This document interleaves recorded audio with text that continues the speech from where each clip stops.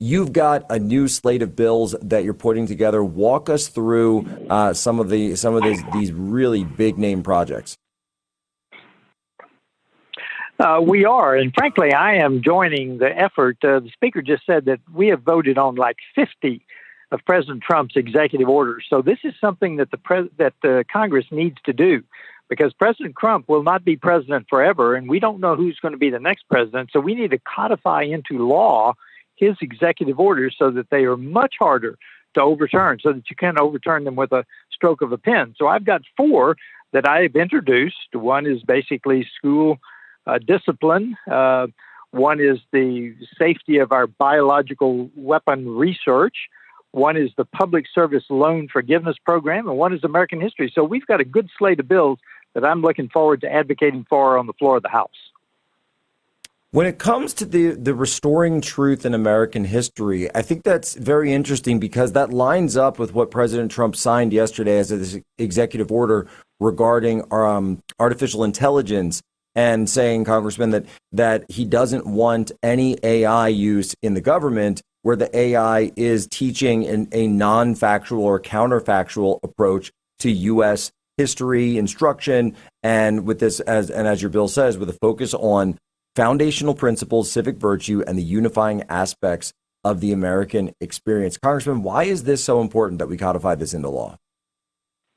Well, not only is it an executive order, but we don't teach civics in school anymore. So our students are getting very little truth about American history. So that's why we need to do this. We need to get the DEI, the wokeism out of the schools. We need to restore to the local level, the state and local level, the management of our schools, so they can determine what their students are going to learn. We did so much damage during the COVID years. We're still behind. So we need to restore this to the schools and make sure that they're teaching factual history. The AIEO that he just signed only solidifies that thought. And it's so key, because what's happening, and particularly when we live in the country now, you have people coming in, and as they're growing up, they're taught all these ills of America. They're taught that America, and even when you go to national historical landmarks around the country, you have these placards that tell you about all these terrible things. They make it out like America is this awful country, and I'm waiting for them to go to the Alamo and take the side of the Mexicans. Well, absolutely. There are 3 things that the left, the progressive left, has to tear down in order for the United States federal government to be autonomous and sovereign. They have to tear down our history as first. They have to tear down our faith, and they have to tear down the very building block of society, our families. So history is one of the big 3 that they have got to destroy in order to make the government absolutely sovereign.